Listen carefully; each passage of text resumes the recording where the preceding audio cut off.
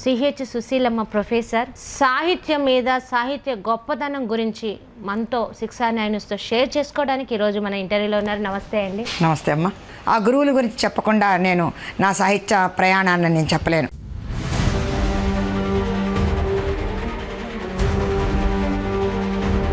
ఆయన దగ్గర history of Telugu literature చదివితే ఒక పెద్ద ఫౌండేషన్ ఏర్పడినట్టే, ఒక పునాది.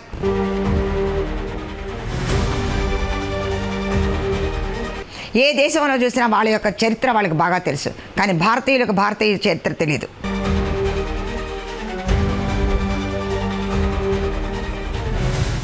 ఆడవాళ్ళు రాస్తేనే స్త్రీవాదమా, పురుషులందరూ స్త్రీలకు వ్యతిరేకమా అనే ప్రశ్న నాకు నేను వేసుకొని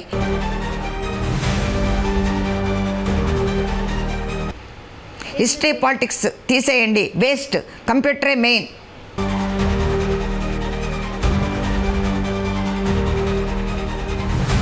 ఒక ఐఏఎస్ ఆఫీసర్ మీద ఒక ఐపీఎస్ ఆఫీసర్ బ్యాక్ మీద కొట్టాడు. ఆ అమ్మాయి 8 ఏళ్ళు పోరాడి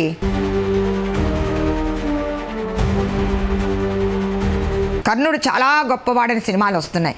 కర్ణుడు చాలా గొప్పవాడైనప్పుడు ద్రౌపదిని తీసుకురా అని చెప్పేసి పించింది ఎవరు? దుర్యోధనుడికి చెప్పింది ఎవరు? సాహిత్యంలో స్వేచ్ఛ అంటే ఏంటి, ఆధునికంలో స్వేచ్ఛ అంటే ఏంటి? సాహిత్యంలో స్వేచ్ఛ అంటే సాహిత్యంలో రాజకీయాలేంటి? సాహిత్యంలో రాజకీయాలు ఉండకూడదు. జర్నలిస్టులు తలుచుకుంటే ఒక ప్రభుత్వాన్ని నిలబెట్టగలరు, ఒక ప్రభుత్వాన్ని తోసేయగలరు అనేటువంటి గట్టి నమ్మకం నాకుంది.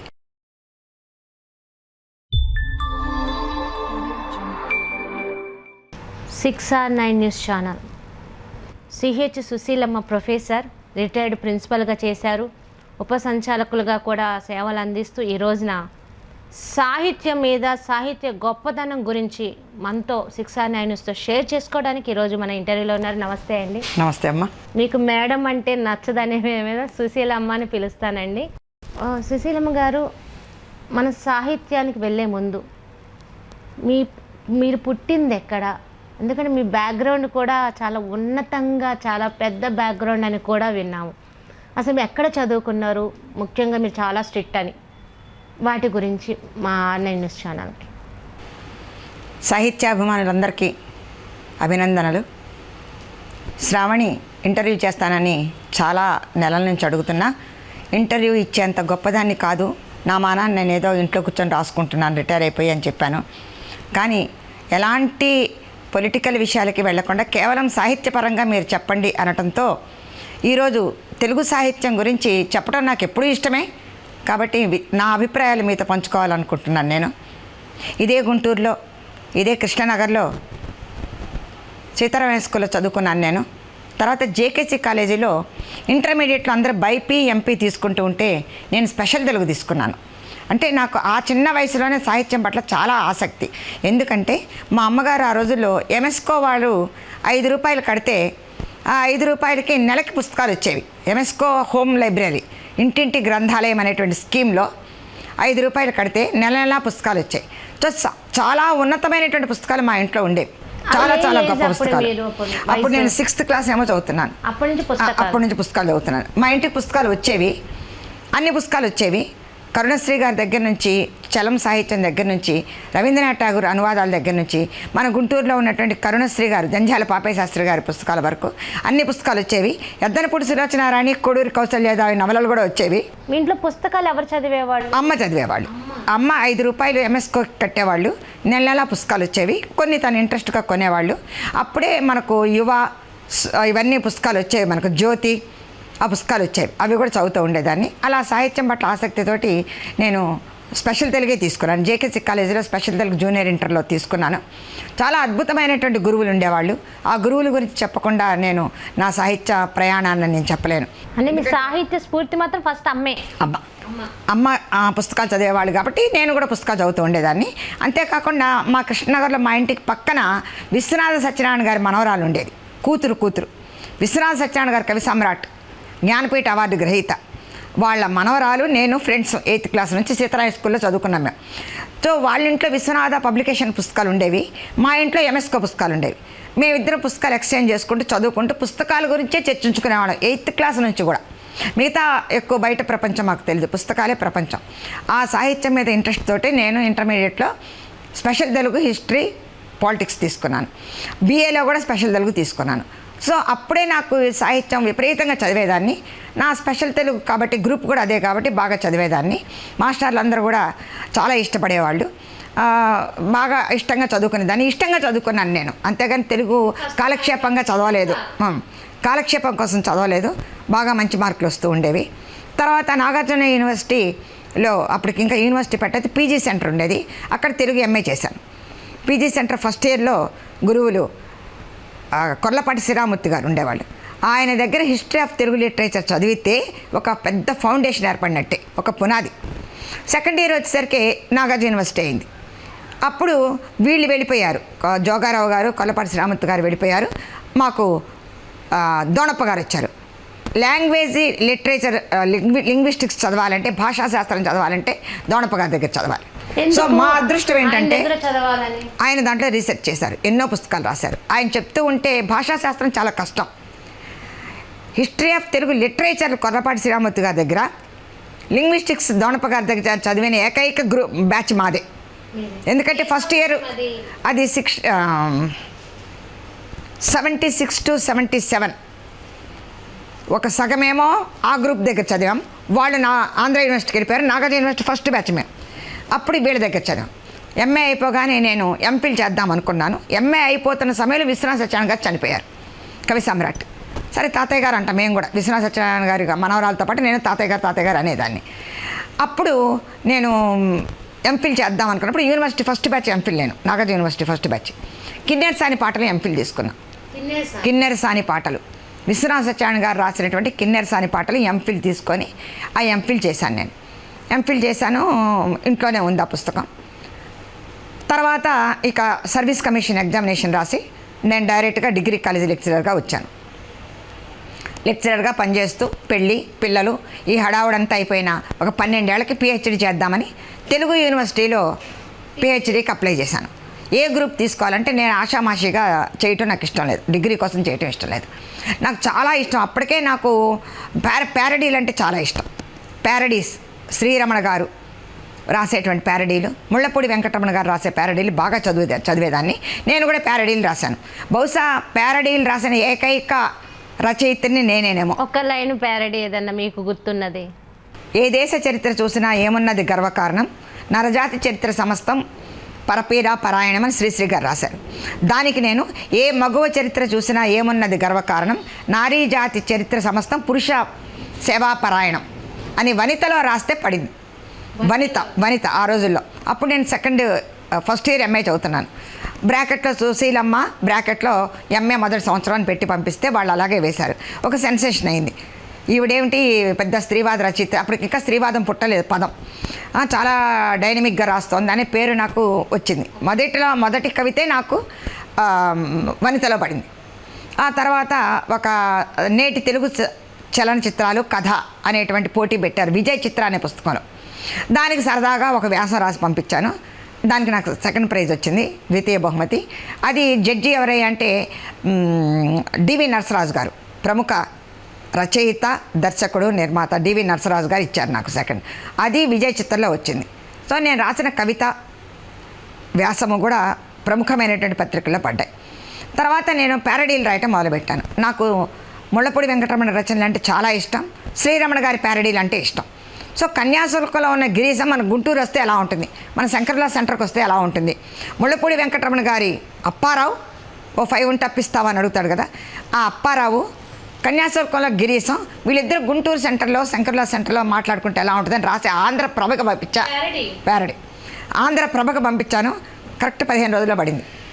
ఎలా వచ్చింది మీకంటే ప్రచురణ అయిపోయిన తర్వాత వచ్చిన తర్వాత మీకు ప్రజల నుంచి ఎలా వచ్చింది అభినందనలు? చాలా అభినందనలు.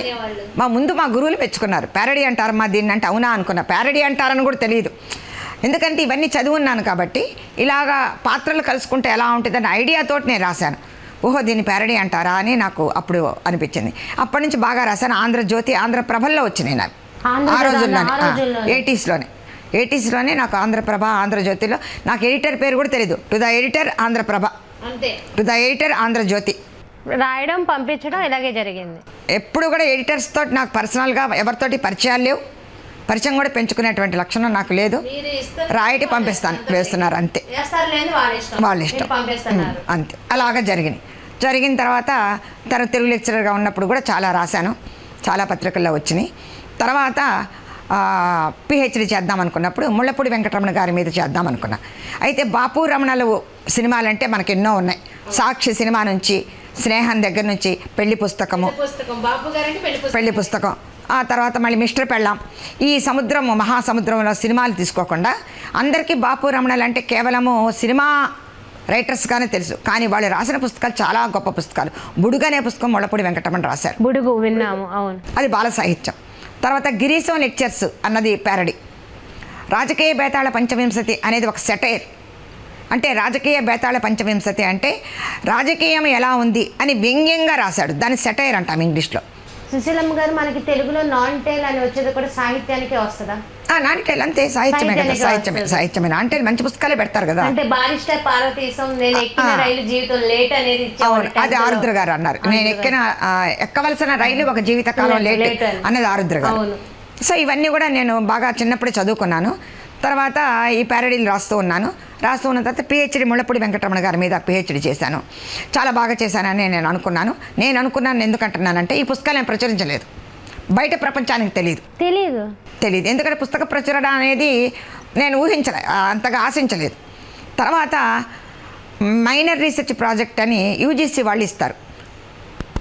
యూనివర్సిటీ గ్రాంట్స్ కమిషన్ అన్నవాళ్ళు minor research project, major research project అని ఇస్తారు. మైనర్ రీసెర్చ్ ప్రాజెక్ట్ చేద్దామని చెప్పేసి అనుకొని అది కూడా వెయిట్ చేశాను. నేను మంచి టాపిక్ ఉంటే కానీ నేను చేయను, ఏది పడితే అది నేను చేయను. అప్పుడు 2000లో మనకు గ్లోబలైజేషన్ విపరీతంగా వచ్చింది, ప్రపంచీకరణ. ఆ ప్రపంచీకరణ వల్ల మనకు చాలా నష్టాలు జరిగినాయి. ప్రపంచీకరణ వల్ల రైతులు నష్టపోయారు. పత్తి రైతులు కావచ్చు, వరి రైతులు కావచ్చు, అలాగే ఒక సంస్కృతి కావచ్చు. ఈ గ్లోబలైజేషన్ అంటే ఈ పాశ్చాత్య నాగరికత మన మీద బాగా ప్రభావం చూపించింది. విపరీతంగా అమెరికా వెళ్ళటమే. అంటే A for America, B for burger, C for computer, D for dollar. ఇదే మన పిచ్చి. డాలర్ పిచ్చి పెరిగిపోయింది. దానివల్ల మన సంస్కృతి చెడిపోవటమే కాకుండా మన వృత్తులు పోయినాయి, ఉనికి పోయింది. వృత్తులన్నీ నాశనం అయిపోయినాయి. విసనకర్ర ఈనాడు ఎక్కడన్నా ఉందా? విసనకర్రలు లేవు మనకు. ఒకప్పుడు విసనకర్ర అనే వృత్తి వాళ్ళందరూ ఇప్పుడు ఏం చేస్తున్నారు? కుండలు చేసేవాళ్ళు ఏం చేస్తున్నారు? కాబట్టి వృత్తులన్నీ కూడా పోయినాయి. కాబట్టి ఈ గ్లోబలైజేషన్ అనేటువంటిది చాలా మూలాలని దెబ్బ కొట్టింది. దీని మీద చాలామంది కవిత్వం రాశారు. ఆ కవిత్వం తీసుకొని నేను ప్రపంచీకరణ తెలుగు కవిత్వాన్ని నేను రాశాను. ఏమని రాశారు అందులో? ఈ కవులందరూ రాసినవన్నీ తీసుకొచ్చాను. ఈ కవులు రాసినవన్నీ తీసుకొచ్చి రైతు మీద ఎలా దెబ్బ కొట్టింది, సంస్కృతి మీద ఎలా దెబ్బ కొట్టింది, చదువు మీద ఎలా దెబ్బ కొట్టింది. అంటే అందరూ ఇంజనీరింగ్ అండ్ డాక్టర్స్, ఇంజనీరింగ్ చదవటం, అమెరికా వెళ్ళడం తప్ప మిగతా సోషల్ సైన్సెస్ ఎవరు చదవట్లేదు. వేస్ట్, సోషల్ సైన్సెస్ వేస్ట్ అనేటువంటి అభిప్రాయం వచ్చేసింది.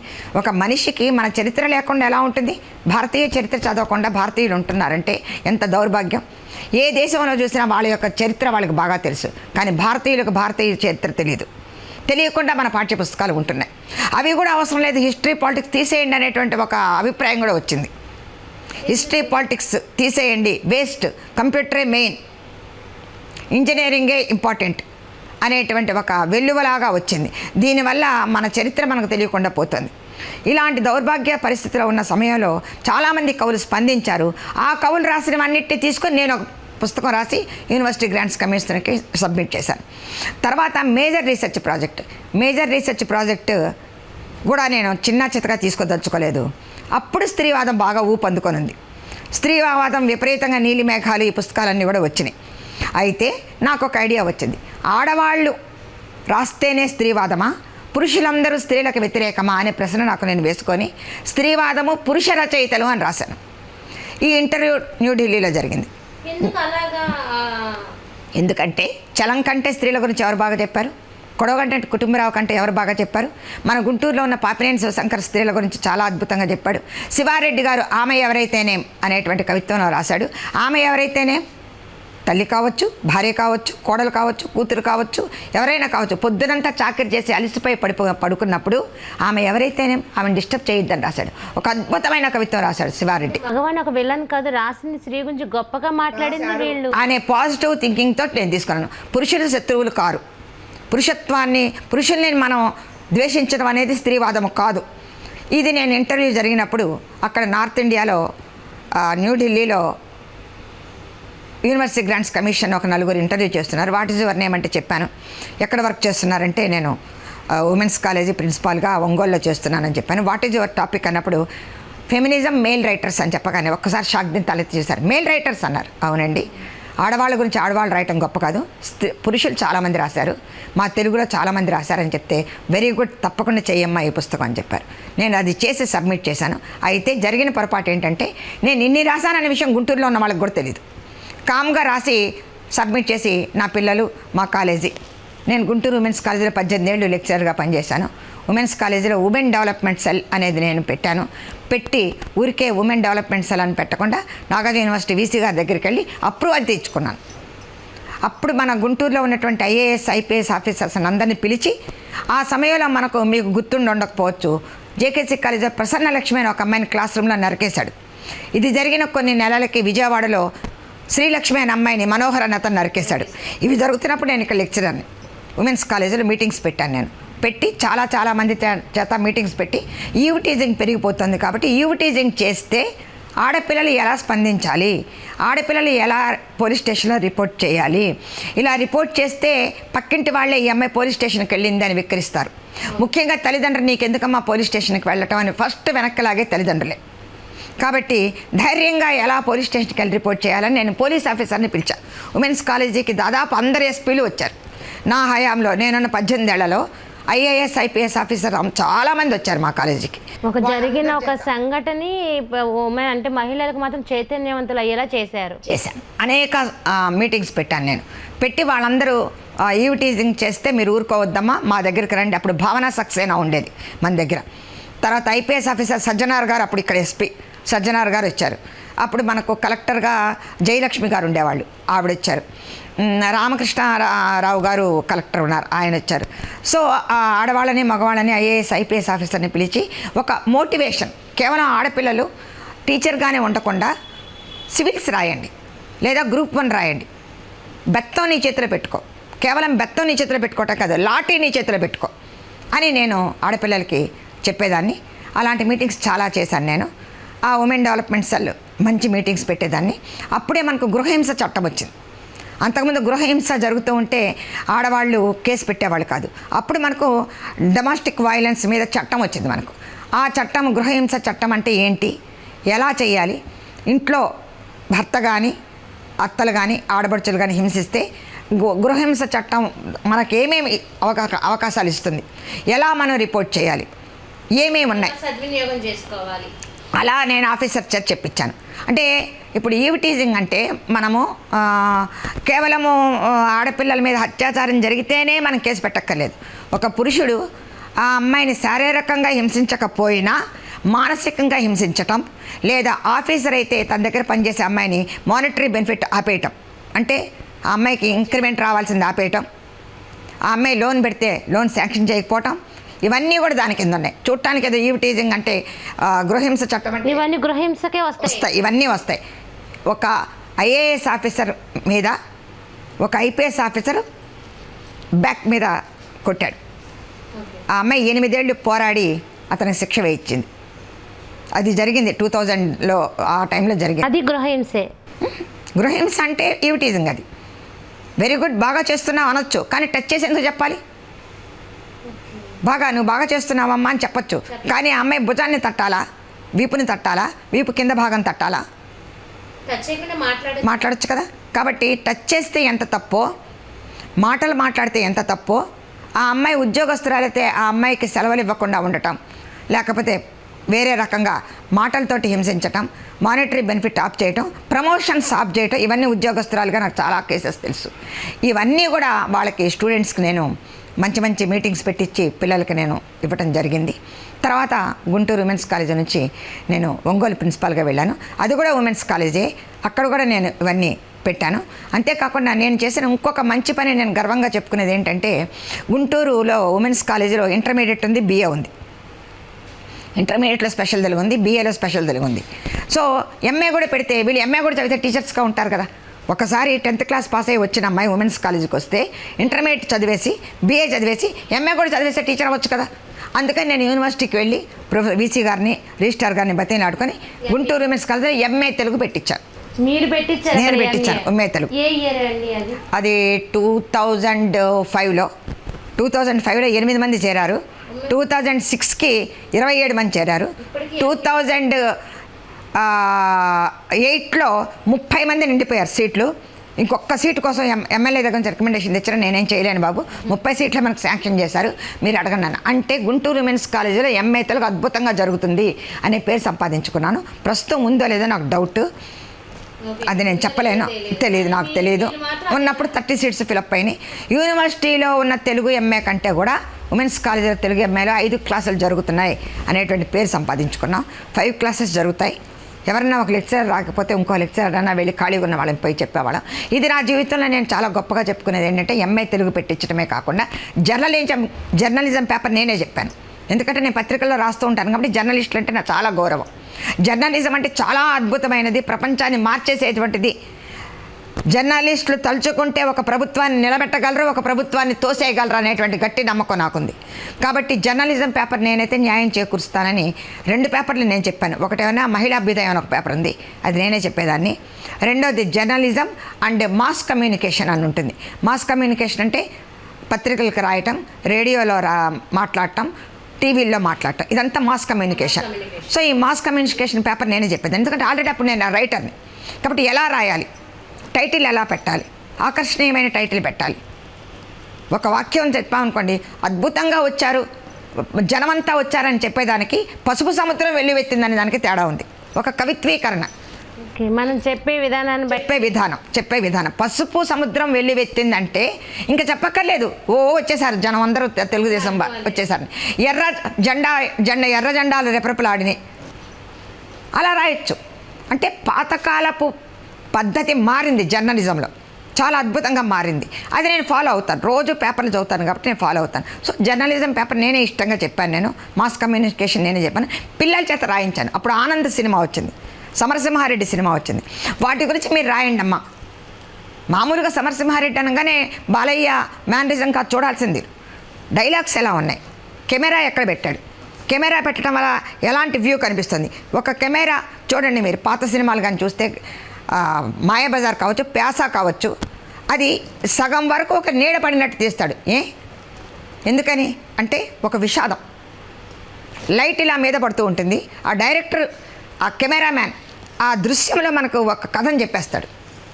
సో అలా చూడండి మీరు. ఆనంద్ సినిమాలో జస్ట్ వాళ్ళ అమ్మ చీర కట్టుకోమంటే ఆ అమ్మాయి కట్టుకుంటే వాళ్ళ అత్త వద్దంటుంది. ఆ ఒక్క పాయింట్తో ఆ అమ్మాయి పెళ్ళి చెడిపోతుంది. కానీ ఆ అమ్మాయి కూడా ఆడపిల్లే. ఆ తర్వాత ఏడుస్తుంది, తప్పు చేశానా, తొందరపడ్డానా, పెళ్లి జరిగేది కదా అని. అంటే ఏంటి, ఒక ఆడపిల్ల తను చేసిన పనికి కొంచెం సెల్ఫ్ రెస్పెక్ట్ ఉంటుంది. అలా పోరాటం వల్ల నేనేమైనా కోల్పోయానా అనేటువంటి ఒక ఆలోచన కూడా అంతర్మాత్రం కూడా జరుగుతుంది. అలా పిల్లల్ని నేను ఒక్కొక్క సినిమా ఇచ్చి ఆ సినిమాల గురించి రాయండి అని వాళ్ళ చేత రాయించాను నేను. అంటే వాళ్ళల్లో రైటింగ్ స్కిల్స్ డెవలప్ చేశాను పిల్లలకి. కేవలం సినిమా చూడటమే కాదు, అప్పుడు వచ్చిన సినిమాలన్నీ ఒక్కొక్క అమ్మాయికి ఒక్కొక్క సినిమా ఇచ్చి రాయండి అని చెప్పేదాన్ని. రాసేవాళ్ళు మళ్ళీ రాయించేదాన్ని, బాగాలేకపోతే కెమెరా చూసి మళ్ళీ రాయి. డైలాగ్స్ ఏ బాగున్నాయి అందులో, డైలాగ్ ఏది బాగుంది, కంటి చూపుతో చంపేస్తానంటాడు కదా. ఇక్కడ పరుచూరి బ్రదర్స్ ఎలా రాశారు, ఎంత పవర్ఫుల్గా రాశారు, డైలాగ్స్ చెప్పండి, డైరెక్షన్ ఎలా ఉందో చెప్పండి, హీరోయిన్ యాక్షన్ ఎలా ఉందో చెప్పండి. మీరు మేకప్ కట్ చూడాల్సింది, ఆ అమ్మాయి యొక్క భావ వ్యక్తీకరణ, ముఖ కవళికలు ఎలా ఉన్నాయి, దానికి కెమెరా ఎలా క్యాచ్ చేసింది, ఇవన్నీ రాయండి అని పిల్లల చేత రాయించాను. అలా కాకుండా ఇంకోటి కళాప్రియ అనే పుస్తకం పెట్టాను నేను. గుంటూరు ఉమెన్స్ కాలేజ్ కళాప్రియ అనే పుస్తకం 3 నెలలకు ఒకసారి వచ్చి దాంట్లో పిల్లల చేత కవిత్వము, కథలు రాయించాను. లెక్చరర్స్ దగ్గరికి వెళ్ళి ఒక్కొక్క నెల ఒక్కొక్కరితో, సార్ మీరు స్పాన్సర్ చేయించండి, ఒక 20 పత్రికలు వేస్తాను అని వాళ్ళ పేరు స్పాన్సర్ అని వాళ్ళ పేరు రాసి ఈ పత్రిక పిల్లల చేత కవితలు, కవిత్వము, నా కథలు, వ్యాసాలు రాయించి ఇది రాసేవారు పిల్లలు, రాయించాను వాళ్ళ చేత, దిద్దిచ్చి రాయించేదాన్ని. ఇది నేను కమిషనర్కి పంపించేదాన్ని, కమిషనర్ ఆఫ్ హైయర్ ఎడ్యుకేషన్ ఆర్జేడీకి పంపించేదాన్ని. సో ఎప్పుడు కూడా గుంటూరు ఉమెన్స్ కాలేజీ సాహిత్యపరంగా తెలుగు డిపార్ట్మెంట్కి ఒక మంచి వాల్యూ తీసుకొచ్చాను నేను. మీరు ప్రిన్సిపల్గా ఉన్నప్పుడు నేను ఇక్కడ head of the department women's కాలేజీలో ఇక్కడ ఇవన్నీ చేశాను నేను. హెడ్ ఆఫ్ డిపార్ట్మెంట్ ఉన్నప్పుడు కానీ మీ సేవలు అందించినప్పుడు కానీ అప్పుడు ఉన్న మహిళలు ఇప్పటికీ మీకు కాంటాక్ట్లో ఉన్నారు, మంచి ఉత్తీర్ణులై ఉన్నారా? వాళ్ళందరూ లెక్చరర్స్ అయ్యారు చాలామంది. ఆ లెక్చరర్స్ అయిన అమ్మాయి జస్ట్ ఎంఏ పాస్ అయ్యి ఒక ప్రైవేట్ కాలేజ్ చేరిందట నా బస్సులో కనపడింది.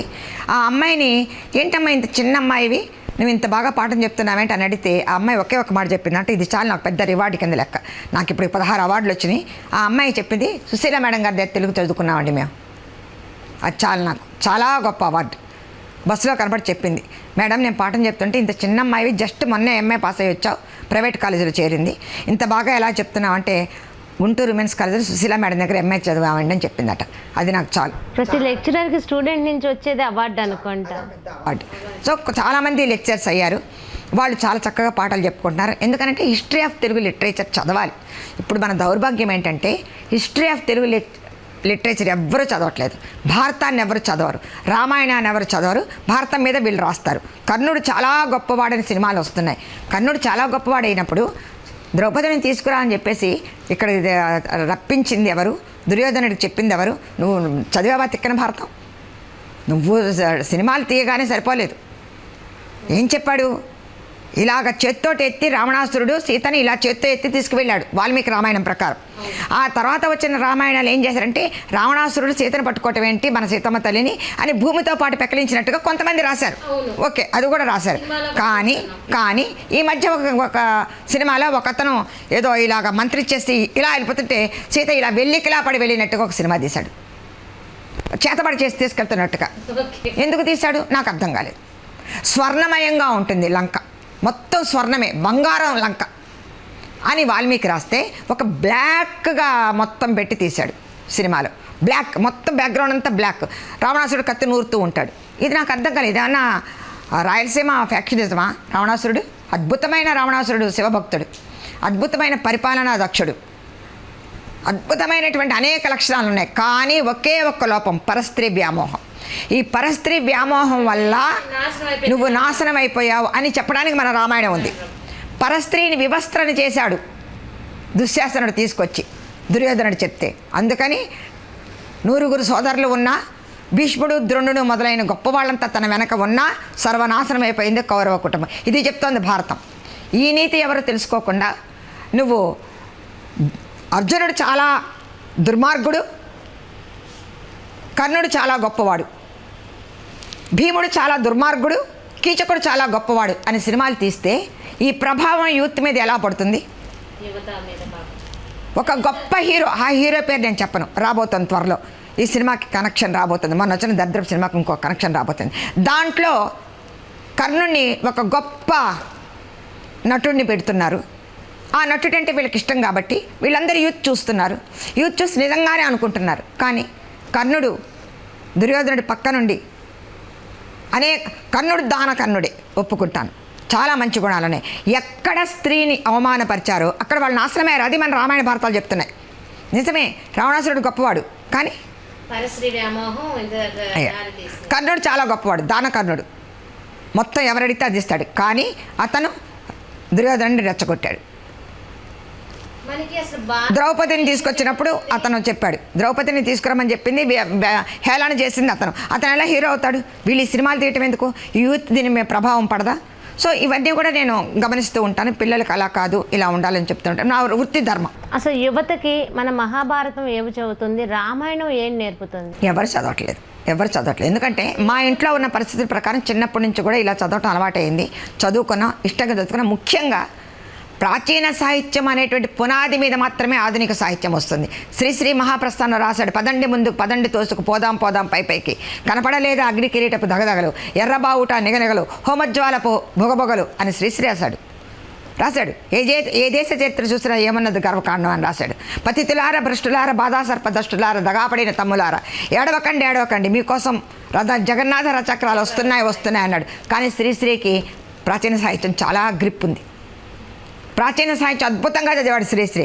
చదివి ఇది కాదు నేను రాయాల్సింది, ఈనాటి యువతరానికి, ఈనాటి పతితులకు భ్రష్టులకు బాధాసర్ప దష్టులకు అర్థం అవ్వాలంటే మామూలు భాషలో రాయాలని రాశాడు. మహాప్రస్థానం అల్లాటప్ప పుస్తకం కాదు, మహాప్రస్థానం శ్రీశ్రీ మహాప్రస్థానము శ్రీశ్రీ తక్కువ వాళ్ళు కాదు, ఎప్పటికీ అది మాస్టర్ పీసే, ఎప్పటికీ మహాప్రస్థానం మాస్టర్ పీసే.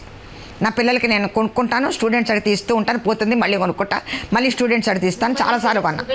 ఎందుకంటే ఎవడన్నా మహాప్రస్థానం కావాలి మేడం అంటే ఇవ్వకుండానే ఉండలేదు. అంటే ఇప్పుడు ఆధునికానికి సంబంధించిన విధంగా ఉంది అది, సాహిత్యం అర్థం కాదు కాబట్టి రాశాడు. కానీ దాన్ని మనం మళ్ళీ వక్రీకరిస్తున్నాం. మనం శ్రీశ్రీని మాత్రమే పట్టుకుంటున్నాం, కానీ శ్రీశ్రీ తత్వాన్ని పట్టుకోలే. మనం తత్వం ఏం చెప్పాడు అతను అన్నది మనం పట్టుకోవాలి. అదే తత్వాన్ని పట్టుకోవట్లే మనం. చలం చెప్పాడు, స్త్రీకి స్వేచ్ఛ ఉండాలని చెప్పాడు. కానీ అతను ఎందుకు చెప్పాడు, చలం ఎందుకు చెప్పాడు? కుటుంబంలో మగ్గిపోతున్నటువంటి సంప్రదాయపు ముసుగులో మగ్గిపోతున్న స్త్రీలకు స్వేచ్ఛ ఉండాలని చెప్పాడు. కానీ దాన్ని మనం కేవలం లైంగిక స్వేచ్ఛ ఉండాలని మనం వక్రీకరించుకుంటున్నాం. సాహిత్యాన్ని సరైనటువంటి అర్థం చేసుకోవట్లే మనం. సో నేనేం చేశానంటే ఈ స్త్రీవాదము పురుష రచయితలని రాయటం జరిగింది. నేను అది రాసి సబ్మిట్ చేశాను. సబ్మిట్ చేసిన తర్వాత మీకందరికీ తెలియని విషయము, నాకు కూడా ఒక 6 ఏళ్ల క్రితం వరకు తెలియని విషయం ఏంటంటే, ఒక ఆయన 1001 నవలలు తెలుగులో రాశాడు. 1001 నవలలు. ప్రపంచంలో ఏ భాషలో ఏ రచయిత రాయలేదు, మన తెలుగువాడు రాశాడు 1001 నవలలు. ఆయన పేరు కొవ్వలి లక్ష్మీ నరసింహారావు. ఎక్కడుంటారండి? చనిపోయారు ఆయన. ఆయన 1001 నవలలు రాశారు. కానీ మన దురదృష్టవశాత్తు 500 దొరికినాయి. లిమ్కా బుక్ ఆఫ్ రికార్డుకి వాళ్ళ కొడుకులు వెళ్ళి అడిగితే 1000 పుస్తకాలు మాకు చూపించండి అన్నారు.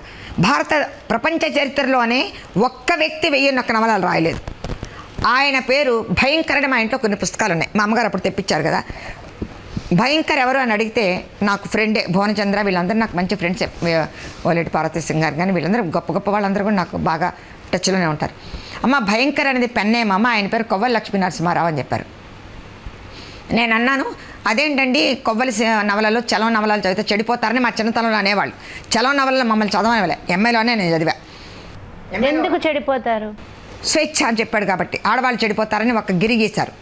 కొవ్వలి పుస్తకాలు కూడా చదవద్దన్నారు, మేము చదవలేదు. కానీ భయంకర పుస్తకాలు చదివాం. భయంకరే కొవ్వలి లక్ష్మీ నరసింహారావు. ఆయన పెన్నేం భయంకర్, భయంకర్ అని పెట్టుకున్నాడు. భయంకర్ పెన్నే.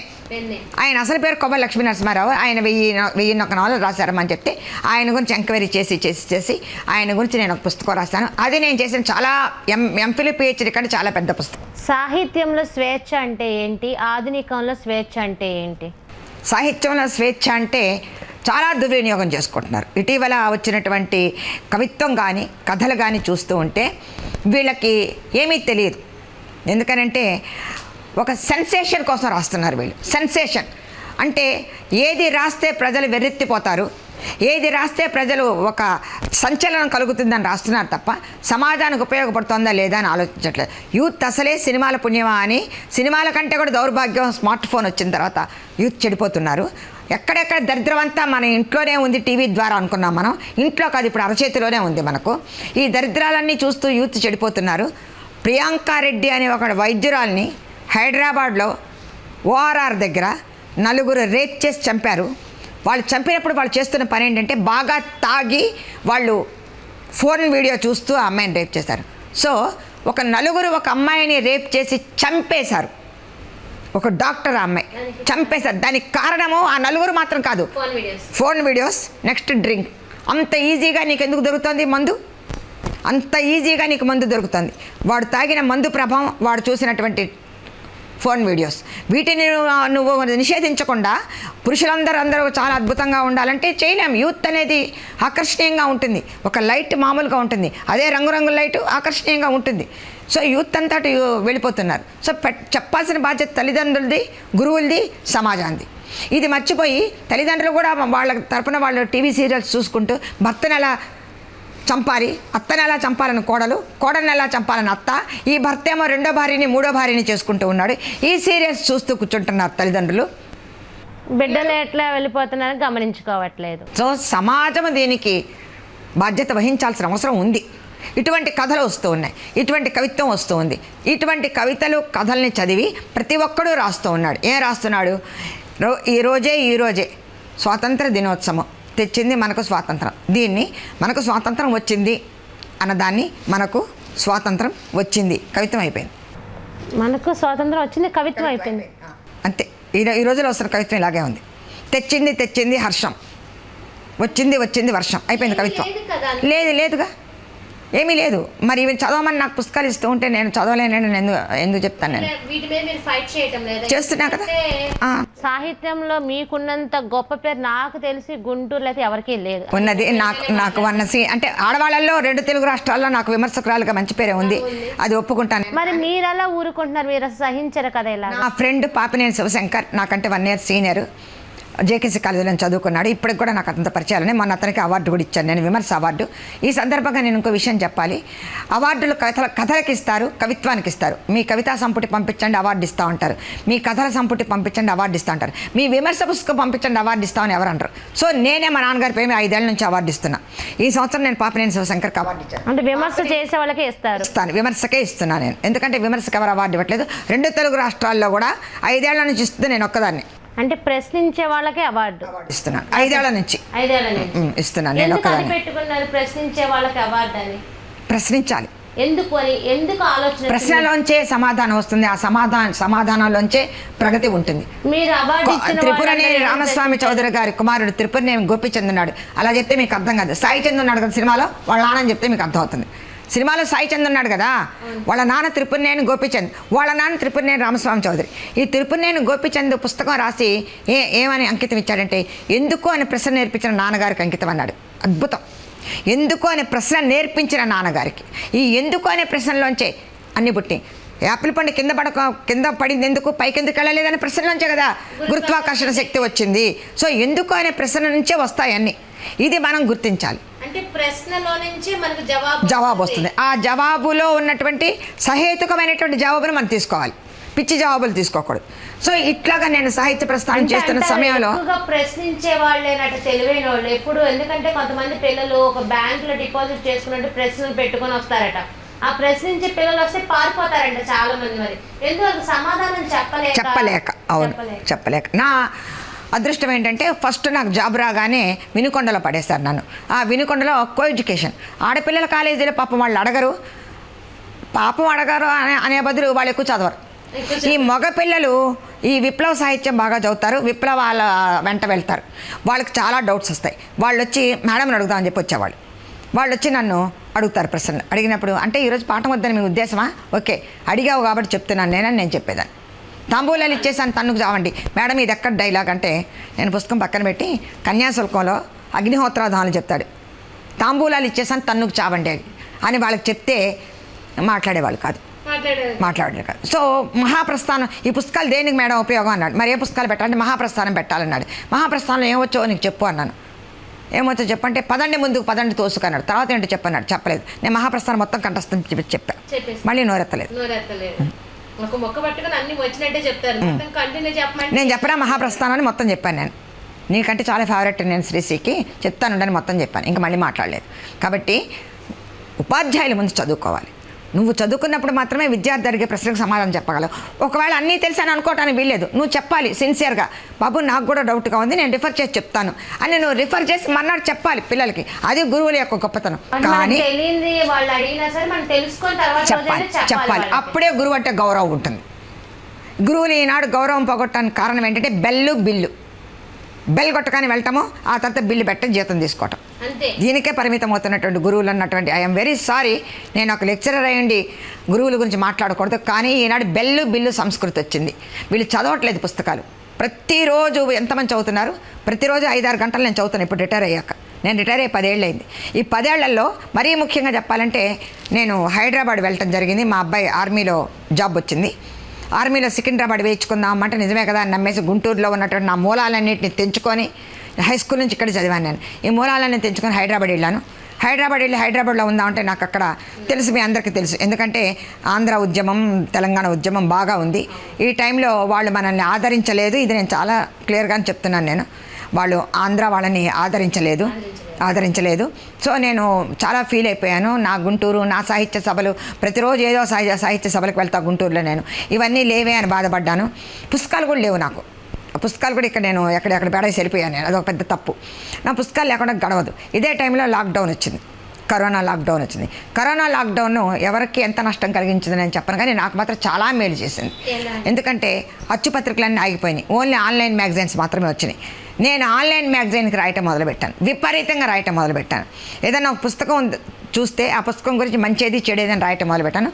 ఆ సంవత్సరంలోనే నాకు మంచి విమర్శకురాలుగా పేరు వచ్చింది. ఒక్క సంవత్సరంలో రెండేళ్లలో ఎవరు ఈవిడ ఎక్కువైపోయింది.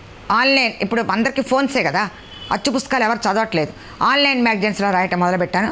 బాగా రాశాను. నేను రాసిన తర్వాత అప్పుడు నాకు హైదరాబాద్ వెళ్ళాక మీరు ఎన్ని పుస్తకాలు రాశారు కదా, పుస్తకాలు ఎందుకు వేయలేదు అన్నప్పుడు 40 ఏళ్ల క్రితం నేను నాగార్జున యూనివర్సిటీలో చేసిన కిన్నెరసాని పాటల పుస్తకం 40 ఏళ్ల తర్వాత నేను అచ్చు వేశాను. ఇది 45 ఏళ్ల క్రితం నేను చేసిన ఎంఫిల్. ఈ పుస్తకాన్ని ఎక్కడ ఆవిష్కరించానంటే విజయవాడలో మారుతినగర్లో విశ్వనాథ్ సత్యనారాయణ గారి ఇంట్లోనే ఆవిష్కరించాను. ఆ ఇంట్లోనే, ఎందుకంటే నా ఫ్రెండ్ అని చెప్పాను కదా, నా ఫ్రెండ్ చచ్చిపోయింది, పవన్ శాస్త్రి గారు చనిపోయారు. వాళ్ళ పిల్లలు ఇంకా నాతో టచ్లో ఉన్నారు, పిన్ని అంటారు నన్ను. ఈ పుస్తకం నేను అచ్చు వేశాను.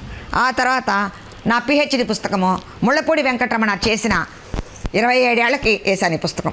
27 ఏళ్ళు ఇంట్లో పెట్టుకున్నాను. వెంకటరమణ రచనలు సమగ్ర పరిశీలన సిద్ధాంత గ్రంథం. 27 ఏళ్ళ తర్వాత అచ్చు వేశాను. దురదృష్టవత్తరాలు నేను. ఎందుకంటే అచ్చు వేయాలన్న ఆలోచన రాలేదు నాకు. ఉద్యోగము, పిల్లలు.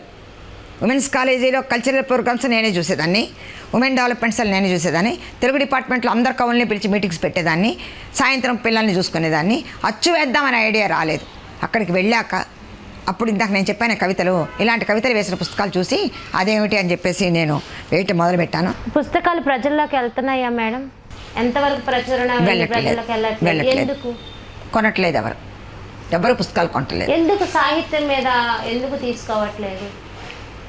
మీరు చెప్పగలరా మీ అనుభవంతో? పుస్తకాలు ఎవరు చదవటం లేదు. ఫోన్లు, పుస్తకాలు చదవటం లేదు. 1, 2 పబ్లిషర్స్ కూడా ఇంట్రెస్ట్గా అవ్వటం లేదు. బుక్ ఎగ్జిబిషన్ పెడుతున్నారు కానీ అలా వచ్చి చూసుకెళ్ళిపోతాను, పుస్తకాలు కొనట్లేదు. ప్రతి సంవత్సరం బుక్ ఎగ్జిబిషన్లో నేను పుస్తకాలు కొంటాను. ప్రపంచీకరణ, ఆధునిక తెలుగు కవిత్వం, ఇది నేను చెప్పాను కదా ఇందాక. మన మైనర్ రీసెర్చ్ ప్రాజెక్ట్ కింద ఇది రాసి నేను సబ్మిట్ చేశాను. ఆ తర్వాత నేను కొంచెం గర్వంగా చెప్పుకునేది మేజర్ రీసెర్చ్ ప్రాజెక్టు స్త్రీవాదము, పురుష రచయితలు. పురుషుల ద్వేషించకూడదు. పురుషుల్ని ఎందుకు ద్వేషించాలి? వాళ్ళ భావాల్ని ద్వేషించు. వాళ్ళ భావాలు ఇంట్లోనే పడి ఉండాలి, వంటింట్లోనే పడి ఉండాలి అనేటువంటి భావం తప్పు. ఆడదంటే వంటింట్లోనే పడి ఉండాలి అనే భావం తప్పు. ఆ భావాన్ని తిరస్కరించు, కానీ పురుషుల్ని తిరస్కరించకూడదు. నీ తండ్రి పురుషుడే, నీ భర్త పురుషుడే, నీ కొడుకు పురుషుడే. కాబట్టి ఒక రకమైనటువంటి ద్వేషంతో చేయటం నాకు ఇష్టం లేదు. ఎవరైతే స్త్రీల గురించి రాశారో, కవిత్వం ఏమో నేను కె శివారెడ్డి గారు రాసిన ఆమె ఎవరైతే మాత్రం తీసుకున్నాను. కథలేమో మన పాపినేని శివశంకర్ రాసినటువంటి కథలు తీసుకున్నాను. నవల సలీం రాసినటువంటి వెండి మేఘం తీసుకున్నాను. ఒక పాప 8 ఏళ్ల వయసులో నిద్రపోతున్న పిల్లని 25 ఏళ్ల వయసు వాడికి ఇచ్చి పెళ్లి చేస్తారు. ఆ అమ్మాయి అన్వర్ అనేటువంటి అమ్మాయి. ఆ అమ్మాయి 8 ఏళ్ళప్పుడు పెళ్లి జరిగితే 80 ఏళ్ల దాకా ఆమె జీవిత చరిత్ర మొత్తం రాశాడు వెండి మేఘం అని. అతనికి కేంద్ర సాహిత్య అకాడమీ అవార్డు కూడా వచ్చింది. సలీం అని అతను రాశాడు. అతని నవలు కూడా తీసుకున్నాను. నాటకాలు 2 తీసుకున్నాను. 8 ఏళ్ళకి పెళ్లి చేసి 80 ఏళ్ళకి బానిస. ఆ అమ్మాయి తన పిల్లల్ని చదివించాలనుకుంటుంది, కానీ ఆ పిల్లలు కూడా ఈమె మాట ఎక్కువ సాగదు, కొద్ది గొప్ప చదువుకున్నారు, పెళ్ళిళ్ళు అయిపోతాయి. కానీ మనవరాలు లాయర్ అవుతుంది. నానమ్మ నీ కళలు నేను నెరవేరుస్తానని చెప్తుంది. అక్కడితో నవల అయిపోతుంది. బ్యూటిఫుల్గా ఉంటుంది. అంటే తరం మారేసరికి 3వ తరానికి వచ్చేసరికి మనవరాలు ముస్లిమ్స్లో. పైగా ఇంకోటి ఏంటంటే ఆ నవల అతను రాశాడు కాబట్టి సరిపోయింది. ముస్లిమేతరుడు రాసుంటే పెద్ద యుద్ధం జరిగేది. ఎందుకంటే ముస్లిమ్స్లో ఉండేటువంటి కట్టుబాట్లు చాలా ఎక్కువ. స్త్రీ బురఖా వేసుకొని ఉండాలి, ముఖం ఎవరికి చూపించకూడదు. ఇది కానీ అతను రాశాడు కాబట్టి ఎవరేం మాట్లాడలేదు. ఆ ముస్లిం సొసైటీలో స్త్రీని ఎంతగా అణిచివేస్తారో అతను అద్భుతంగా రాశాడు. ఓకే మిమ్మల్ని ఒకటి అడగాలి. సాహిత్యం ఎంత గొప్పగా ఒకనాడైతే ఉంది నేను చెప్పగలను. నన్ను అందరూ తిట్టుకున్నా పర్వాలేదు, మీరు ఫైట్ చేస్తారు కదా అన్న. నిజంగా సాహిత్యం ఇప్పుడు వినసొంపుగా, కళ్ళకు చూసే విధంగా, మాట్లాడుకునే విధంగా ఉన్నాయంటారా? మిమ్మల్ని మీకు కోపం వచ్చే సంఘటనలు ఏమన్నా ఉన్నాయా? మాట్లాడలేని, మాట్లాడకూడని, మాట్లాడటానికి సంశయించేటువంటి పరిస్థితుల్లో కథలు వస్తున్నాయి. చాలా భయంకరమైనటువంటి కథలు. కనీసం ఊహించడానికి కూడా లేదు. తల్లి ఎవరితోట వెళ్ళిపోతుంది, కూతురు ఎవరితోట వెళ్ళిపోతుంది. ఇది ఒక కథ. ఆదివారం అనుబంధంలో నేను చదివాను. 50 ఏళ్ల తల్లి ఎవరితోనో ఒక అతన్ని ద్వితీయ వివాహం చేసుకుంటుంది. ఈ కూతురు వివాహం కూడా చేసుకోకుండా సహజీవనం చేస్తుంది. ఈ కథ సమాజానికి ఎలా ఉపయోగపడుతుందో ఆ రచయిత ఎలా రాశాడో నాకు తెలియదు. ఇది నేను తీవ్రంగా ఖండించాను, చాలా సభల్లో ఖండించాను. అతనికి కూడా చెప్పండి అన్నాను. ఈ కథల వల్ల సమాజానికి ఏంటి ఉపయోగం? ఈనాడు ఇప్పటికే యూత్ చెడిపోతుంది. దానికి తోడు తల్లి ఎవరితోటో వెళ్ళిపోయింది, కూతురు ఎవరితోటో వెళ్ళిపోయింది అనేటువంటి కథ వల్ల సమాజానికి ఏంటి ఉపయోగం నాకు అర్థం కాదు. విచ్చలవిడితనం అనొచ్చా? అనొచ్చు. విశృంఖలత అనే పదం ఉంది మనకు, కానీ చలం విశృంఖలత చెప్పలేదు. స్వేచ్ఛ గురించి చెప్పాడు. ఆమె మనస్సు చెప్పాడు. ఆమెకు ఒక మనసు ఉంది, ఆమెకు ఒక మెదడు ఉందని చెప్పాడు చలం. కానీ చలాన్ని మనం తీసుకొని చలం స్వేచ్ఛ అన్నాడని చెప్పేసి నువ్వు స్వేచ్ఛ అంటే కేవలం లైంగిక స్వేచ్ఛ కాదు. లైంగిక స్వేచ్ఛ కాదు. కాబట్టి పెద్ద పెద్ద రచయితలు చెప్పిన తత్వాన్ని అర్థం చేసుకోకుండా దాన్ని మనము రాంగ్ ఇంటర్ప్రిటేషన్ చేసుకుంటున్నాం, వక్రీకరిస్తున్నాం. కవిత్వం అలాగే ఉంది. ఈ మరీ ముఖ్యంగా సోషల్ మీడియా గురించి చెప్పాలి. సోషల్ మీడియా వల్ల, ఆన్లైన్ మ్యాగజైన్స్ వల్ల ఎంత మేలు జరిగిందో అంత కీడు జరిగింది. నేనేంటంటే దాన్ని బాగా ఉపయోగించుకున్నాను, బాగా రాసుకున్నాను. కానీ సోషల్ మీడియాలో, ఫేస్బుక్లో రాస్తున్నారు. ప్రతిరోజు ఫేస్బుక్ తీయంగానే కవిత్వం వస్తుందన్నమాట. అది కవిత్వమే కాదు. ఒక వాక్యాన్ని ముక్కలు చేసి రాస్తాడు, అది కవిత్వం. దీన్ని సమర్థించేవాడు ఉంటాడు. ఎలాగా? నీది నేను సమర్థిస్తాను, నాది నువ్వు రేపు నేను రాస్తాను, నాది బాగుందని నువ్వు చెప్పు. ఇచ్చిపుచ్చుకునే వ్యవహారం. ఇస్తేనమ్మ వాయనం, పుచ్చుకుంటేనమ్మ వాయనం. ఈరోజు నేను మెచ్చుకున్నాను, రేపు నువ్వు నన్ను మెచ్చుకో. చూసే వ్యూవర్షిప్ కనిపిస్తుంది. ఏంటి ఇంకా నువ్వు నాకు లైక్ కొట్టలేదు, కామెంట్ ఇవ్వలేదు? ఇలాగా జరుగుతోంది యూత్. మేము ఏమనగలం? కవిత్వం. నేను దాన్ని తవికలు అంట. కవిత కాదు, తవికలు. అవి తవికలు. ఈ తవికల వల్ల దేని ఉపయోగం లేదు. ఈ పుస్తకాలన్నీ ఒక తవికలు రాసి ఈ తవికలన్నీ ఒక పుస్తకం వేస్తాడు. ఆ పుస్తకం నాకు ఇచ్చి, మేడం మీరు చదివి రివ్యూ రాయండి అంటారు. నేను రాయలేనని చెప్తాను. చెప్పేస్తాను నేను రాయలేను, నేను చాలా బిజీగా ఉన్నాను అంటే ఏం లేదు కాబట్టి. ఒక పుస్తకాన్ని నేను ఒక విమర్శకురాలుగా నేను చెప్పేది ఏంటంటే, గుణాన్ని దోషాన్ని చెప్పాలి. అంత గొప్పగా ఉండకపోవచ్చు. ఆ కథల సంపుటి నాకు పంపిస్తారు, అందులో 15 కథలు ఉంటాయి. 15 కథలు అద్భుతంగా ఉండకపోవచ్చు, ఒక కథ బాగుండకపోవచ్చు. బాగోలేని దాన్ని బాగలేదని చెప్పాలి. అది సరైన విమర్శ. గుణాన్ని దోషాన్ని రెండు చెప్పాలి. Number 1 point. నెంబర్ 2, నీకు రచనతో మాత్రమే అవసరం, రచయితతో పని లేదు. ఆ రచన మాత్రమే నీకు అవసరం కాదు. అతని లైఫ్ అతని ఇష్టం, అతని వ్యక్తిత్వ జీవితం, అతని వ్యక్తిగత జీవితాన్ని చెప్పడానికి నేనెవరిని, నాకేం అవసరం? అతని స్పేస్లోకి నేను వెళ్ళను. అతను ఏదైతే రచన చేస్తారో దాని మీద సమాజానికి ఏది చెరుపు చేస్తుందో ఆ రచన మాత్రమే చెప్తాను నేను. అందుకని నాకు కొద్దిగా గొప్ప 2 తెలుగు రాష్ట్రాల్లో కూడా ఆవిడైతే బాగా చేస్తుంది. ఎందుకంటే నాకు ఆ కథలో ఒక ఇతివృత్తం అన్నా నచ్చాలి, సంభాషణలన్నా నచ్చాలి, సన్నివేశం అన్నా నచ్చాలి, ఏదో ఒక స్పార్క్ ఉండాలి, ముగింపు, మనం ఊహించిన ముగింపు ఉండాలి. అద్భుతం. సోమర్సెట్ మామ్ కథలు ఉన్నాయి కదా ఇంగ్లీష్లో, అలాగే తెలుగులో కూడా ముగింపు ఎంత బాగా చెప్పాడు అని ఆ రోజంతా కథ మన చుట్టూ తిరగాలి, మన బుర్రని వేధించాలి, మనల్ని ఆలోచనారహితంగా ఒక రకమైనటువంటి ఆందోళన లేకపోతే ఆలోచన కలిగించాలి, మనల్ని తలకిందులు చేయాలి. అటువంటి కథ ఉంటే అది అద్భుతమైన కథ. ఎన్నో సాహిత్య అవార్డులకు మీరు వెళ్తారు, చాలా కొన్ని మెచ్చుకుంటారు, కొన్ని మీరు మనసులో ఖండించుకుంటారు. కానీ అసలు మీ మనసులో కూడా ఆగనంత బాధ, కోపం అన్నాం, బాధతోనే ఆ బాధ ఎప్పుడైనా వచ్చిందా?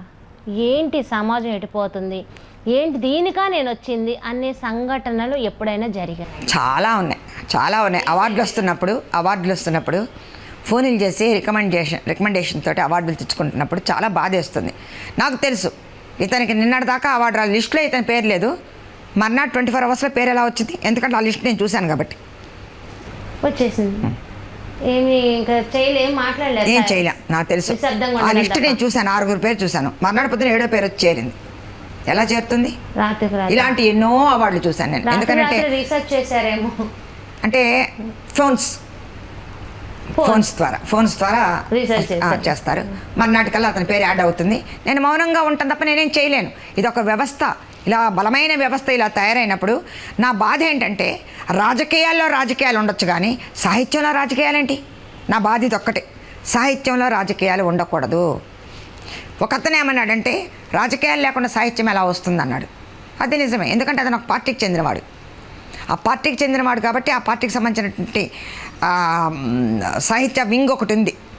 పార్టీకి సంబంధించి కూడా వింగ్ ఉన్నాయి. వాటి జోలికి నేను వెళ్ళనని చెప్పను, నాకు తెలుసు కానీ నేను చెప్పను. అయితే ఆ చట్టంలోంచి బయటికి రండి. ఎప్పుడు ఒక చట్టంలో ఇమిడిపోవద్దు నువ్వు. ఆ చట్టంలోంచి బయటికి రా. కేవలం అదొక్కటే కాదు కదా చట్టం అదే రాయాలని లేదు. నేనేంటి అంటే మరీ ముఖ్యంగా విమర్శకులకి ఏంటంటే కొంతమంది కవిత్వమే చదువుతారు, కొంతమంది కథలే చదువుతారు. నేను కవిత్వం చదువుతాను, కథలు చదువుతాను, నవలలు చదువుతాను, వీటన్నిటి మీద రాస్తాను. సో 24 గంటలు నాకు ఎప్పుడు కూడా ఇది చదువుతూ ఉంటాను, ప్రతిరోజు చదువుతాను. నేను చారిత్రక నవలల మీద రాశాను, హాస్య నవలల మీద రాశాను, స్త్రీ పోరాటాల పుస్తకం మీద రాశాను, తర్వాత కథల మీద కథల సంపుడి మీద రాశాను. సో ప్రక్రియలు ఎన్ని ప్రక్రియలు ఉన్నాయో అన్ని ప్రక్రియల మీద నాకు అందులో ఏదో ఒక స్పార్క్ ఉండాలి, ఆ పుస్తకాన్ని నేను తీసుకుంటాను. వాళ్ళు నా మిత్రుడైనా నా మీద పోట్లాడినా అలాగే తీసుకుంటారు. 40 ఏళ్ళ నుంచి నేను నీ ఫ్రెండ్ని కదా, నా పుస్తకం గురించి నువ్వు రాయలేదంటే పోట్లాడింది నా ఫ్రెండ్. నేను రాయనన్నా, నువ్వు ప్రేమ కవిత్వం రాస్తున్నావు, ప్రేమ కవిత్వం నా దృష్టిలో పెద్ద కవిత్వం కాదు, నేను రాయనన్నాను. నేను శత్రువుని అయిపోయాను. ఇంకో కథనం దరిద్రపు కథలన్నీ రాశాడు, ఆడవాళ్ళు బరితెగించి వెళ్ళిపోయిన కథలన్నీ రాశాడు.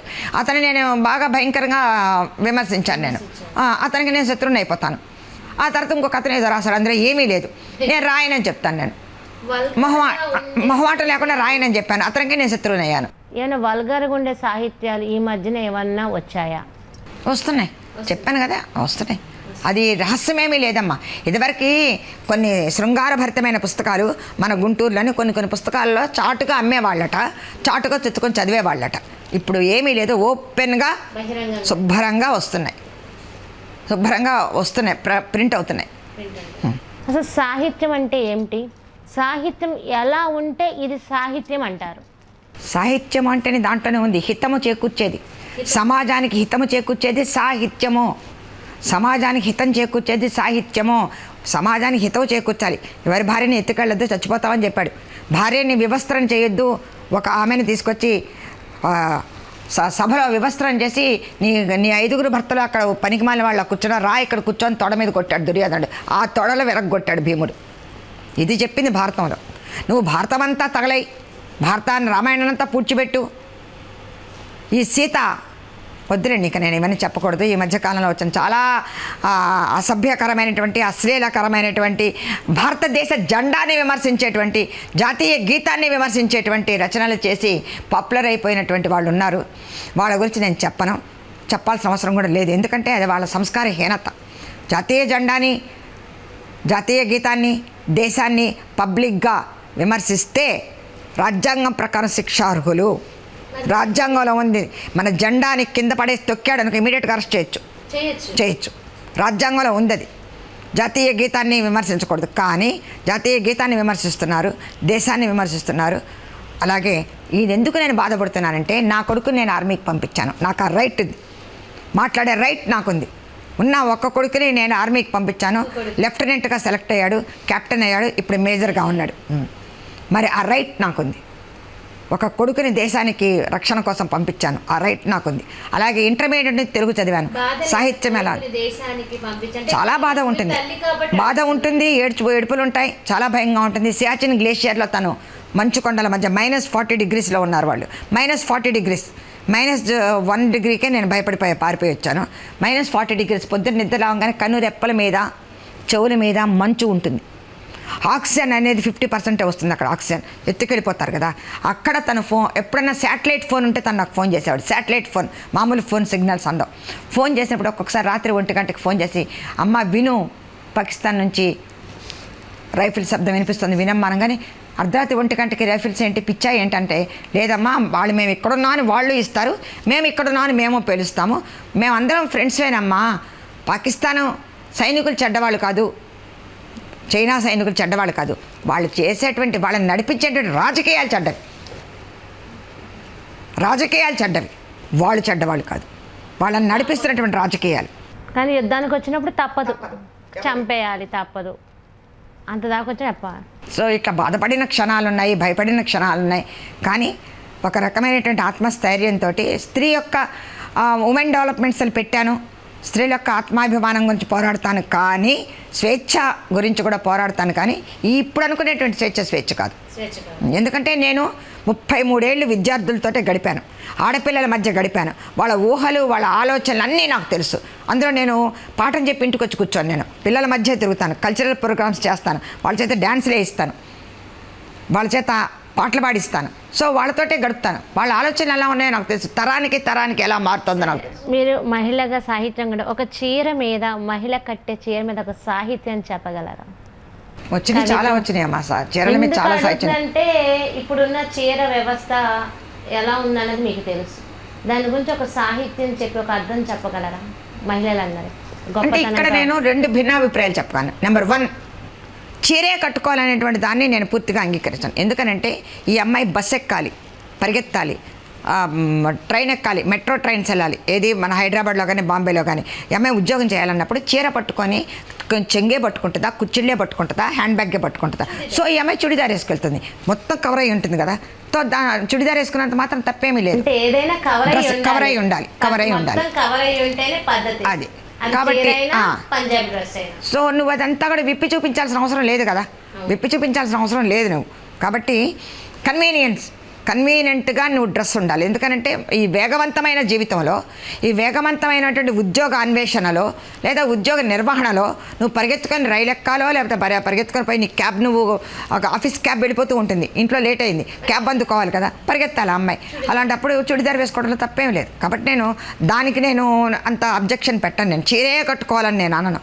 అలాగే నీ కన్వీనియంట్ ప్రకారం ఉండాలి.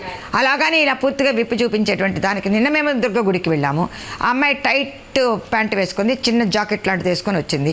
అది అవసరమా? గుడికి వెళ్ళినప్పుడు ఎంతమంది దృష్టిని ఆకర్షిస్తుంది? అవసరమా? పెద్దోళ్ళు చెప్పాలి, అది ఆ అమ్మాయి కాదు. గుడికి వెళ్ళినప్పుడైనా, అంటే నేను ఏదో చాదస్తం చెప్తున్నాను, 1000 సంవత్సరాలు వెనక్కి తీసుకెళ్తున్నాను అనుకోవద్దు. కొంత డ్రెస్ సెన్స్ ఉండాలి. అది కాబట్టి పూర్తిగా పురుషుల్ని మనం తప్పు పట్టాల్సిన అవసరం కూడా లేదు. మనం చక్కగా ఉంటే ఏ పురుషుడు చూడడు కదా, మనం చూపిస్తేనే కదా చూసేది. కాబట్టి ఇలాంటి పుస్తకాలన్నీ చదివి నేను వ్యాసాలు రాస్తూ ఉంటాను విపరీతంగా. ప్రతి సంవత్సరం కూడా నేను రాసిన వ్యాసాలన్నీ పుస్తకంగా వేస్తాను. పోలీసులు సురక్ష అని ఒక పత్రిక ఉంటుంది, పోలీసుల డిపార్ట్మెంట్కి మాత్రమే వస్తుంది ఇది. దాంట్లో ప్రతి నెల నేను 36 నెలల పాటు ఒక కవిని పరిచయం చేశాను. ప్రతి నెల ఒక్కొక్క కవిని పరిచయం చేశాను. 36 నెలలు 36 వ్యాసాలు, దాన్ని పుస్తకంగా వేశాను నేను. అలాగే నేను రాసినటువంటి సంవత్సరంలో నేను రాసిన వ్యాసాలన్నీ ఇంత చెప్పాను కదా. కొవ్వల లక్ష్మీ నరసింహారావు గారు 1001 నవలలు రాసింది ఈయనే. 1001 నవలలు రాశాడు. 500 దొరికిన వాడికి లిమ్కా బుక్ ఆఫ్ రికార్డ్ మన తెలుగువాడికి రాకుండా పోయింది. ఎందుకంటే మనం జాగ్రత్త చేయలేదు. ఈయన 1001 నవలలు రాశాడు. ఈయనని బయటికి తీసుకొచ్చినందుకు చాలామంది నన్ను మెచ్చుకున్నారు. నీ ఎంఫిల్లో నీ కోసం చేసుకున్నావు, నీ పిహెచ్డీ నీ కోసం చేసుకున్నావు, కానీ దీన్ని చేయటం వల్ల నీకు ₹1 ఉపయోగం లేదు, శ్రమ. కానీ అసలు ఇది నాకు చాలా తృప్తి. ఇవే కదా మరి సంపద. సో 1001 నవలలు తెలుగు రచయిత రాశాడనే విషయం ఎవరికి తెలియదు. కొవ్వల్ని బయటికి తీసుకొచ్చింది సుశీలమ్మ అని చాలామంది నా గురించి ఒక సెన్సేషన్స్ ఉన్నాయి నాకు. స్త్రీవాదము పురుష రచయిత ఎలా సెన్సేషనో కొవ్వల లక్ష్మీ నరసింహారావు అని వెలుగుకి తీసుకొచ్చింది అనేది ఒక సంచలనము. తర్వాత ప్రతి సంవత్సరం నేను రాసిన వ్యాసాలన్నీ ఆ సంవత్సరం ఎండింగ్లో ఒకటి వేశాను.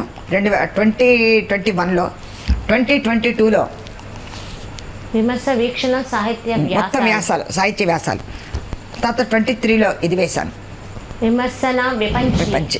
ఇవన్నీ విమర్శ వ్యాసాలే. పుస్తకాలు నాకు నచ్చితే ఆ పుస్తకాల గురించి నేను రాస్తాను.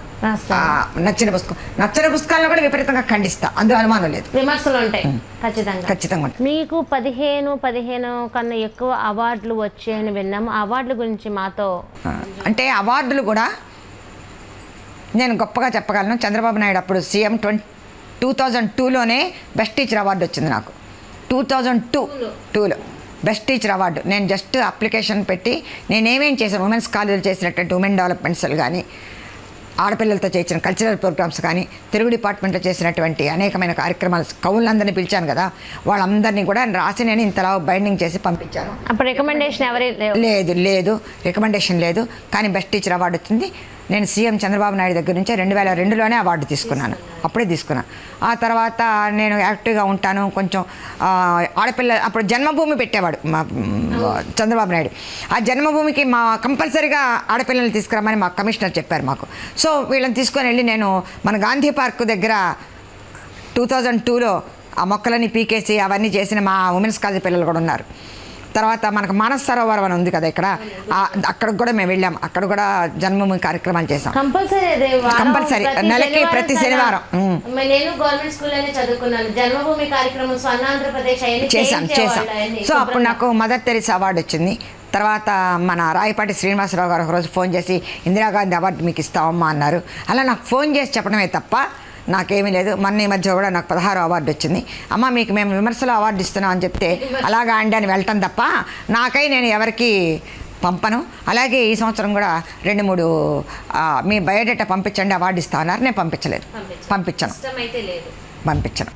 ఇంకొకటి ఏంటంటే ఇంకా ఇయే కాకుండా ఇంకేమైనా పుస్తకాలు ఇంకా రాస్తున్నారా వ్యాసాలు ఈ మధ్య? ఇంకా నెక్స్ట్ ఈ సంవత్సరం కానీ వచ్చే సంవత్సరం కానీ వచ్చే ఏమన్నా ఉన్నాయి? రాత్రి కూడా ఒక వ్యాసం రాశానమ్మా. రేపో ఎల్లుండో ఇంకోటి కూడా రాయాలి. మా కోసం ఒక కవిత్వం అని చెప్పదా? కవిత్వం రాయను నేను, కవిత్వం మీద విమర్శ రాస్తాను నేను. ఒక విమర్శ చెయ్యండి ఏదైనా మాకు. ఇప్పుడు నేను చెప్పింది విమర్శే కదా. నేటి సమాజం మీద యువతే కానీ పెద్దవాళ్లే కానీ పిల్లలకే కానీ నేటి బాలలు రేపటి పౌరులు దీని మీదే కానీ ఒక విమర్శ చెప్పాను కదా ఇందాక. ఏమనంటే కవిత్వం అనుకుంటున్నారు కానీ అది కవిత్వం కాదు. ఎందుకంటే ఒక లైన్ని ఒక వాక్యాన్ని ముక్కలు చేసి ఒకదాని కింద ఒకటి పెట్టి రాస్తే కవిత్వం అవుతుందా? కాదు కదా, కాదు. అలాగే కథ ఒక చిన్న సంఘటన జరిగింది. నిజమే, ఏ కథకైనా మూలము సంఘటనే. కానీ అది ఒక స్కెలిటన్, అస్థిపంజరంగా ఉండేటువంటి ఒక చిన్న సంఘటన తీసుకొని దానికి నువ్వు రక్తమాంసాలు చేకూర్చి రాసినప్పుడు నీ రచయిత గొప్పతనం తెలుస్తుంది. ఒక చిన్న సంఘటనకి రాయాలి. నువ్వు యాస్టేజ్గా సంఘటన రాస్తే నాకు ఈనాడు వార్తలాగా ఉంటుంది కదా, ఆంధ్రజ్యోతి న్యూస్ లాగా ఉంటుంది కదా. ఎప్పుడు కూడా న్యూస్ ఐటెం కథ కాదు. ఇలా జరిగిందని చెప్పి రాస్తే అది కథ ఎట్లా అవుతుంది? నువ్వు దాంట్లో ఏదైనా పెట్టు, ఒక స్పార్క్ పెట్టు, ఒక కవిత్వమో దాంట్లో ఒక రచయిత అభిప్రాయం చెప్పు, పాత్ర ద్వారా చెప్పించు, అప్పుడది మంచి కథ అవుతుంది. యాస్టేజ్గా ఒక సంఘటన రాస్తే అది కథ కాదు. నేను ఇప్పుడు మిమ్మల్ని విమర్శ చేయట్లేదు, కానీ ఒక సందేహంగా మాత్రం విమర్శ అడుగుతున్నాను. మాజీ డీజీపీ తిరుమలరావు గారు అక్కగారు, మీరు ఒక మేజర్ తల్లి గారు, వాళ్ళు ఉన్నారు నాకేంటి అని ఒక ఏమంటారంటే అది మిమ్మల్ని పెద్దవాళ్ళు అనొచ్చు, లేదా అహంకారంగా ఏంటి అని అది కూడా లేదు, పోరాడుతున్నారు. నీకు తెలుసమ్మా మాజీ డీజీపీ ద్వారకా తిరుమలరావు గారు అక్కయ్య? నేను చాలామందికి తెలీదు చెప్పను, ఎందుకంటే ఆయన కంటే 10 ఏళ్ళు పెద్ద నేను. సో ఆయన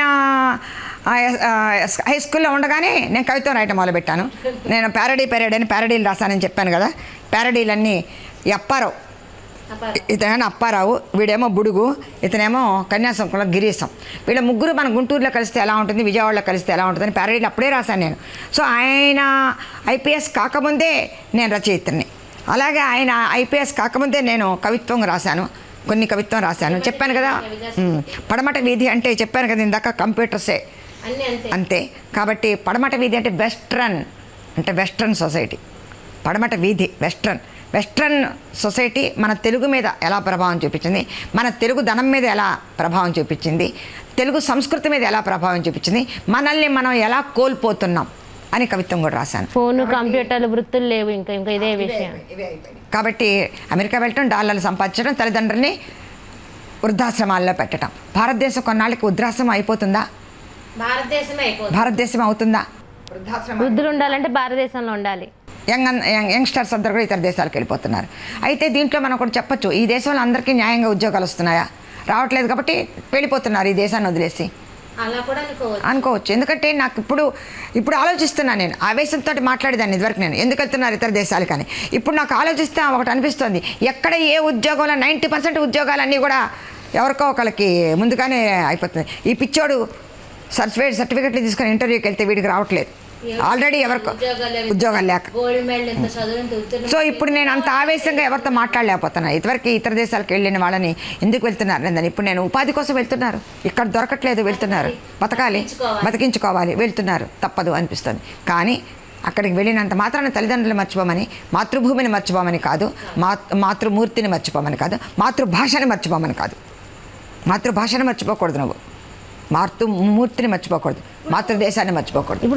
ఇప్పుడు తెలుగు మాట్లాడకపోతే ఫ్యాషన్ కదా, వాళ్ళు గొప్ప కదా, మరి మీరు వాటిని ఖండిస్తున్నాను. నా దగ్గరికి వచ్చారు కొంతమంది తల్లులే చెప్తున్నారు నా దగ్గరికి, మీరు చెప్పండి మేడం మా పిల్లలకి అన్నారు, అక్షరాలు రాయటం రాదు, వాడి పేరు వాడు రాసుకోలేకపోతున్నాడు తెలుగు. అంత భయంకరంగా పిల్లలు ఉన్నారంటే ఆ పిల్లలు పెంచిన తల్లిదండ్రుల తప్పు, గురువుల తప్పు కూడా ఉంది. ఇప్పుడు నేను చెప్పడంతో మొదట మా గురువులు, అమ్మ నాన్న గురువుల గురించి చెప్పాను నేను. సో అలాగా ప్రభావం డెఫినెట్గా ఉంటుంది. అందుకని ఈనాటి యూత్ ఇలా తయారవుతున్నారు. అయితే కొంత సంతోషించవచ్చు. మంచి కవిత్వం, పిచ్చి కవిత్వం ఏదో ఒకటి రాస్తున్నారు కదా, అది కాస్త సంతోషం నాకు. ఏదో ఒకటి కలం పట్టుకుంటున్నారు కదా, కవిత్వం ఏదో ఒకటి రాస్తున్నారు, కథలు ఏదో ఒకటి రాస్తున్నారు. అందులో కవిత్వం ఉండదు. ఇతను కవిత అని చెప్పిన దాంట్లో కవిత్వం ఉండదు, ఇతను కథ అని చెప్పిన దాంట్లో ఏమీ ఉండదు. కానీ నేను సంతోషిస్తుంది ఏంటంటే ముందు రాయటం నేర్చుకుంటున్నాం, అంతవరకు సంతోషిస్తున్నాను. చివరికి నా పరిస్థితి ఇలా తయారైందనమాట. ఏదో ఒకటి రాస్తున్నాళ్లే బాబు, రాయని అయ్యా అని. అలాగే మొన్న ఈ మధ్య మీరు అందరూ చూసే ఉంటారు, అమ్మ డైరీలో కొన్ని పేజీలు 1,00,000 కాపీలు అమ్ముడిపోయిందంట. ఒక నవల 1,00,000 కాపీలు అమ్ముడిపోయింది అనగా నేను మొన్న ఎగ్జిబిషన్లో కొనుక్కొచ్చుకున్నాను. పర్వాలేదు, కొంచెం బాగుంది. రవి అనే అబ్బాయి రాశాడు, అమెరికాలోనే ఎక్కడ ఉంటాడంట అబ్బాయి. ఆ అబ్బాయి రాశాడు, 1,00,000 పైన అమ్ముడిపోయినాయి. అంటే చదివే వాళ్ళు ఉన్నారు. అయితే ఏంటంటే తెలియాలి, మౌత్ పబ్లిసిటీ. అరే బాగుందిరా, నేను కూడా మా పబ్లిసిటీ చూస్తే కొన్నానుగా అమ్మ డైరీలో కొన్ని పేజీలు. దాంట్లో కొన్ని లోపాలు ఉన్నాయి. అయితే 1980s ఉన్న ప్రేమ గురించి రాశాడు. వాళ్ళ అమ్మ, వాళ్ళ నాన్న. కొంచెం టచ్చింగ్గా అనిపించింది, బాగానే ఉంది, బాగానే రాశాడు. అంటే ఈ రోజుల్లో భావుకత పోయింది. అన్నిటికంటే ముఖ్యం ఏంటంటే భావుకత, ఒక ఫీలింగ్ అనేది లేదు. ఫీలింగ్ అనేది నువ్వు ఒకటి సంఘటన చూసినప్పుడు కానీ ఏదైనా చూసినప్పుడు నువ్వు ఫీల్ అయినప్పుడు ఆ ఫీలింగ్లోంచి రావాలి. అది నిజమైనటువంటి కథ, నిజమైన కవిత్వం. ఆ భావుకత పోయింది, ఆ ఫీలింగ్ పోయింది. కొట్టండి, నరకండి, చంపండి. నిన్న ఫిబ్రవరి 14 వ్యాలంటైన్స్ డే. వ్యాలంటైన్ మన వాడు కాదు కదా, ఎక్కడో ఉన్నాడు. వాడు రోమన్ దేశంలో ఒక మతబోధకుడు వ్యాలంటైన్ అనే అతను. ఆ రాజు అయినటువంటి అతనికి యుద్ధం మాది, ప్రేమలు పెళ్ళిళ్ళు అంటే అతనికి ఇష్టం ఉండదు. కాబట్టి అతను ప్రేమించడానికి, పెళ్ళిళ్ళకి అతను వ్యతిరేకి. ఈ వాలంటీర్ అనే అతను ఏం చేశాడంటే ఈ రహస్యంగా పెళ్ళిళ్ళు చేశాడు. ఈ రహస్యంగా పెళ్ళిళ్ళు చేస్తున్నాడు అని అతను రాజు కోపం వచ్చి ఖైదు చేశాడు. కానీ తన కూతురు కూడా అతన్నే ప్రేమించిందని తెలిసి అతన్ని ఉరితీశాడు. అతన్ని ఉరితీసిన ఫిబ్రవరి 14 వ్యాలంటైన్స్ డే వాళ్ళు చేసుకుంటున్నారు. ప్రపంచమంతా ఎందుకు అంత ఊగిపోతున్నారు? వ్యాలంటైన్స్ డే రోజు ఒక గులాబీ పువ్వు, ఎర్ర గులాబీ పట్టుకొని వెళ్ళి రెడ్ రోజ్ నువ్వు ఇవ్వటం. రెడ్ రోజెస్ పోయింది ఎప్పుడో. ఇప్పుడు ఖరీదైన బహుమతులు. వీడు చదువుకుంటున్నాడు, ఇంటర్మీడియట్ చదువుతున్నాడు, వీడు ఖరీదైన బహుమతి వాళ్ళంటే వీడికి డబ్బులు ఎక్కడి?